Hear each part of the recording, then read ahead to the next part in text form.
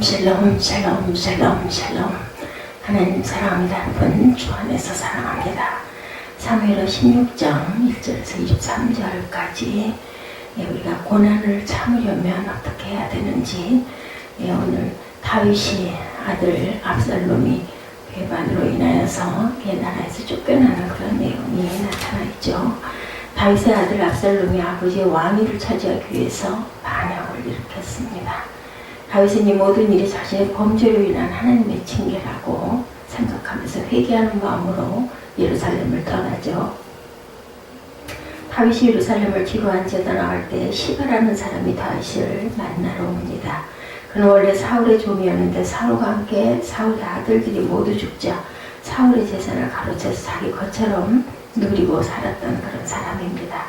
그런데 다윗이 사울의 첫째 아들이었던 요나단 왕자의 자손을 찾아내서, 그가 무비보셋이었죠. 그를 찾아내서 사울 집안이 멸망하던 날 어린 아기였는데 유모의 품에 안겨서 도망가던 중에 땅에 떨어뜨렸어 양다리를 모두 절뚝거리는 장애인이 되었죠. 다윗은 요나단 왕자가 자신에게 은혜를 베풀어 준 빚을 갚으려고 사울의 재산을 되찾아 요나단에게 돌려줍니다.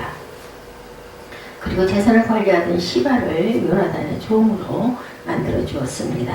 이렇게 되자 시바는 자기 것처럼 차지했던 그 많은 재산을 그만 빼앗기고 만 결과가 되죠. 그래서 시바는 장애인인 요나단 왕자를 제치고 자신이 사울의 재산을 다시 가로챌 기회만을 엿보고 있었습니다.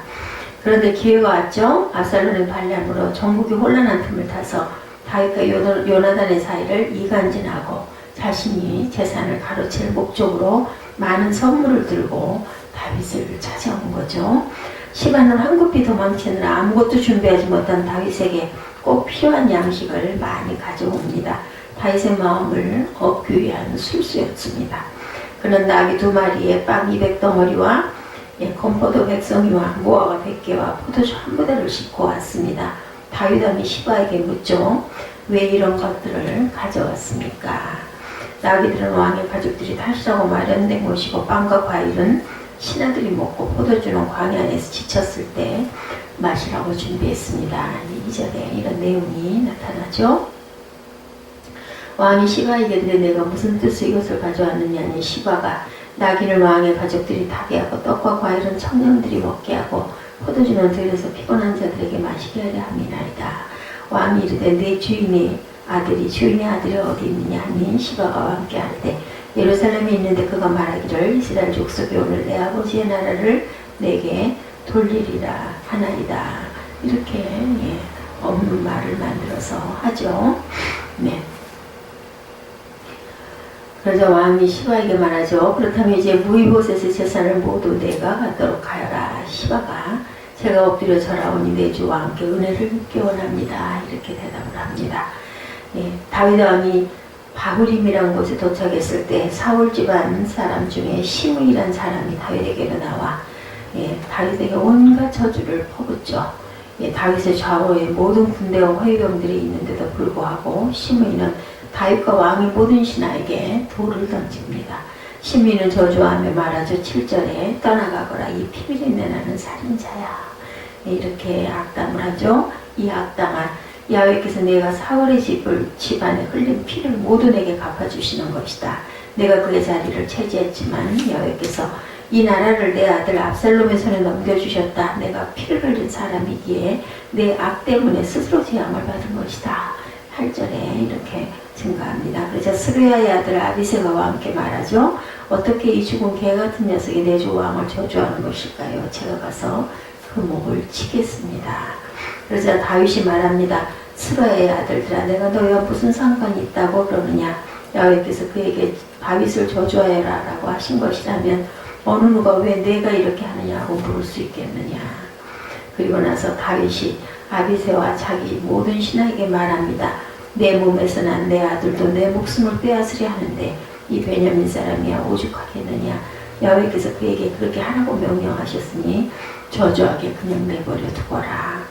12절에 야훼께서 내 비참한 모습을 보시고 그 저주를 내게 선으로 갚아주실지 누가 알겠느냐.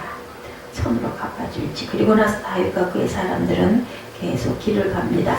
시므이는 그 반대편 산디탈을 따라가면서 계속 저주하고 돌을 던지고 흙을 뿌리죠. 왕과 그와 함께 있던 백성들은 모두 지쳐 한 곳에 머물러 쉽니다. 한편 압살롬과 그 이스라엘의 모든 군사들이 예루살렘에 입성했죠. 아히도벨도 그와 함께 입성을 했습니다. 그때 다윗의 친구인 아렉 사람 후세가 압살롬에게 가서 왕께 완세 왕께 만세 하고 외칩니다. 압살롬이 후세에게 묻죠. 이것이 어떻게 내 친구에게 충성하는 것이냐, 어째서 내 친구를 따라가지 않았느냐. 후세가 압살롬에게 말합니다. 아닙니다. 야훼께서 택하시고 이 백성들과 모든 이스라엘 사람들이 선택한 분의 편에 서서 그분과 함께 있을 것입니다. 제가 누구를 섬겨야 하겠습니까? 제가 그의 아들을 섬겨야 하지 않겠습니까? 제가 왕의 아버지를 섬긴 것처럼 이제 왕을 섬기겠습니다. 압살롬이 아히도벨에게 말하죠. 내 계획을 말해보아라. 우리가 어떻게 하면 좋겠느냐. 21절에 아히도벨이 왕의 아버지가 왕궁을 돌보라고 두고 가신 후궁들과 동침하십시오. 그러면 온 이스라엘은 왕이 스스로 아버지의 노여움을 샀음을 듣게 될 것이고 그러면 왕과 함께 모든 사람들이 힘을 얻을 것이다. 이렇게 아주 좋지 않은 그러한 권을 합니다. 그러자 22절에 그들은 압살롬을 위해 지붕에 천막을 쳤고 그는 온 이스라엘이 보는 앞에서 아버지 후궁들과 동침을 합니다. 23절에 그 당시 사람들은 아히도벨이 주는 계획들을 마치 하나님께 여쭤받은 말씀과 똑같이 여겼지만 아히도벨의 계획은 다윗에게도 압살롬에게도 모두 그렇게 여겨졌지만 오늘 본문에서 의인과 악인들의 대조적인 모습이 나타나죠. 먼저 악인은 시바, 시므이, 아히도벨, 압살롬입니다. 악인들은 자신의 목적을 위해 온갖 사악하고 교활한 지혜를 다 동원했고 그들의 행동을 보면 소름이 끼칠 정도로 간교하고 악합이 짝이 없는데 그들은 당장은 자신의 목적을 이룬 것 같지만 공의로우신 하나님이 결코 그냥 두지 않으셨죠. 하나님이 반드시 심판하시고 멸망에 이르게 하십니다. 우리는 그들의 그림자도 따라가는 사람이 절대로 되어서는 안 되겠죠.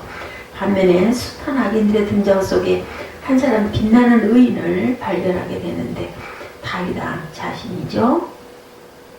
다윗은 자신이 사랑하고 아끼던 아들 압살롬이 반역을 일으키는 불행을 당하게 됩니다. 그것뿐만이 아니고 마음이 슬프고 무겁고 착한 심정으로 예루살렘을 떠나가는데 엎친 데 덮친 격으로 말도 안 되는 사람이 나타나 다윗을 저주하고 욕합니다. 이때 다윗은 의연하고 겸손한 반응을 보이죠. 오늘 본문에 그가 보여준 반응은 참으로 도전이 되는 믿음의 행동. 저와 여러분 같으면 그렇게 할 수 있겠어요? 절대 그렇게 못할 겁니다. 인생을 살다 보면 애매한 고난이 따를 때가 있죠. 다윗도 시므이로부터 부당한 비난과 저주를 듣습니다. 그러나 다윗은 이 일을 지혜롭게 극복하고 승리합니다.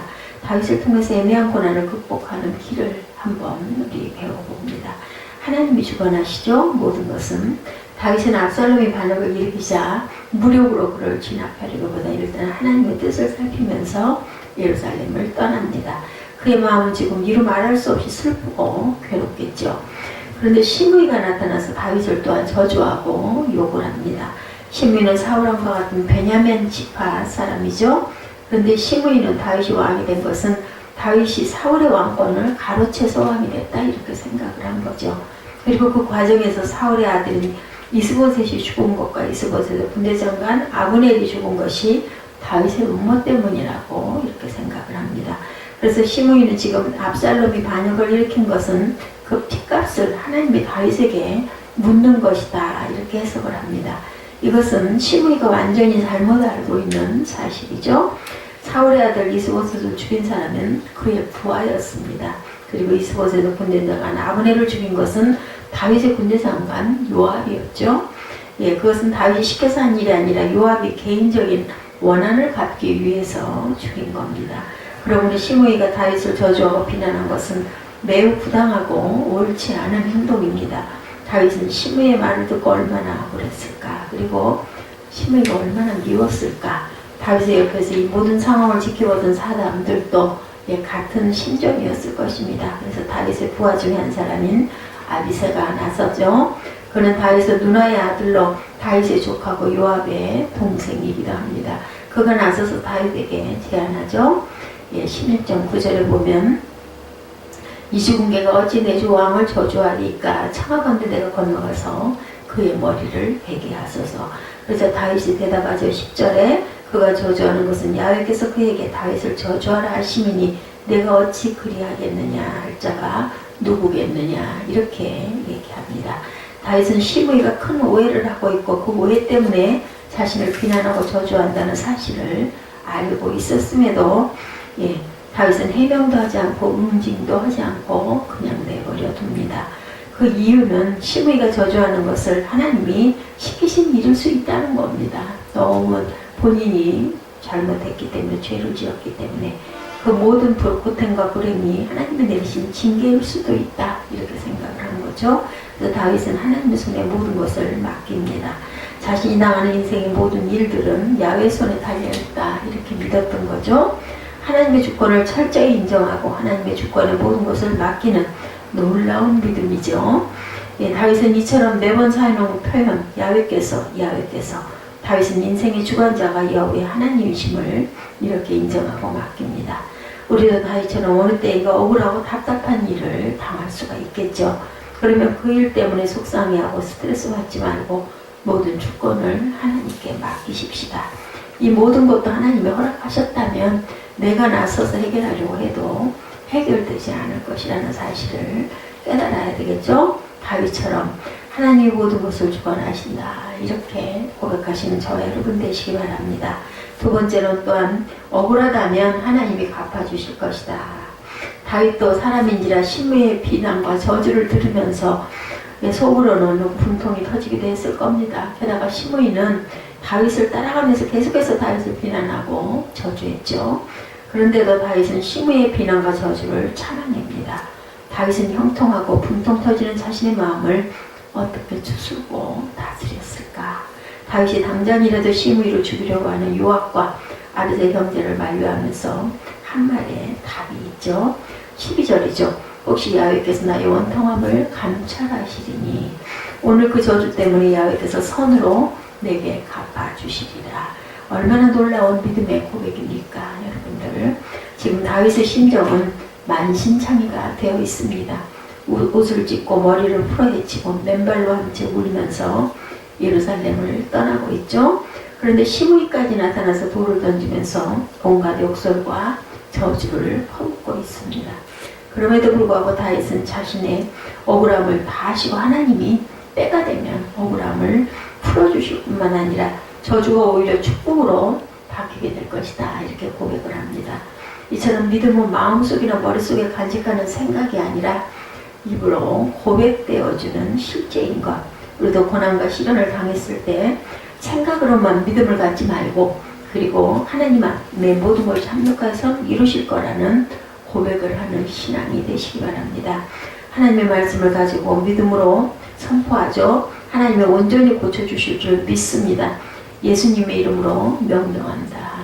허리는 온전히 회복되어라. 이렇게 우리들 아픈 부위를 붙들고 이렇게 선포하십시다. 하나님이 감찰하시죠. 그리고 모든 것이 합력해서 선을 이루게 하십니다. 이렇게 건강하게 되어서 제가 예배드릴 수 있게 된 모든 은혜가 하나님의 은혜다. 이렇게 고백해서 하나님의 영광을 드러내는 저와 여러분들 되시기 바랍니다. 우리는 억울하고 원통한 일을 당했을 때 답답하고 괴로울지라도 주저앉지 말고 믿음으로 고백하십시다. 하나님이 지켜보신다. 하나님이 갚아주신다. 저주가 변하여 축복이 되게 하여 주신다. 이렇게 믿음의 고백을 하십시다. 세 번째, 하나님께 맡기고 또한 평안한 마음을 가져라. 다윗은 예루살렘을 떠나던 날 정신적으로 육체적으로 매우 고단하고 피곤했을 것입니다. 게다가 시므이까지 나타나 말도 안 되는 비난과 욕설과 저주를 퍼부었습니다. 그런 말을 들었을 때 우리는 충격을 받고 그동안 그 말이 잊혀지지가 않죠. 그렇지만 다윗은 그날 있었던 시므이의 욕설과 저주를 떨쳐버리죠. 그리고 어느 정도 거리를 간 후에 한 곳에 멈춰서서 자기를 따르는 백성들과 함께 쉽니다. 14절에 왕과 그와 함께 있는 백성들이 피곤하여 한 곳에 이르러 거기서 쉬니라. 다윗은 그날 시므이가 퍼부었던 비난과 저주를 다 털어버립니다. 그리고 몸과 마음을 편히 쉬는 시간을 갖죠. 마음의 평강을 회복하고 지킵니다. 우리에게도 이런 시간이 필요하겠죠. 세상 일로 스트레스 받고 힘들어하는 마음을 그대로 간직하고 살 것이 아니라 모든 것을 하나님께 맡기고 쉴 줄 알아야 되겠다. 평안과 평강을 누려야 되겠습니다. 골로새서 3장 15절에 그리스도의 평강이 너희 마음을 주장하게 하라. 너희는 평강을 위하여 한 몸으로 부르심을 받았나니 너희는 또한 감사하는 자가 되라고 말씀합니다. 하나님께 모든 걸 맡기면 하나님의 모든 것을 지켜보고 계시고 갚아주신다고 고백하십시다. 그리고 마음의 평강을 회복하고 하나님께 감사하면 우리를 향하신 하나님의 뜻이 우리에게 모든 것을 갚아주실 줄 믿습니다. 억울한 일을 당한 다윗이 헤쳐나간 내용, 다윗처럼 억울한 일을 당했을 때 다윗과 같은 믿음으로 대응하십시다. 첫째, 하나님이 주관하시고 하나님을 갚아주시고 하나님께 맡기면 평강을 주신다라는 것을 저희들 오늘 입술로 고백하고 승리하시는 하루 되시기를 주님의 이름으로 축복합니다. 기도하시겠습니다.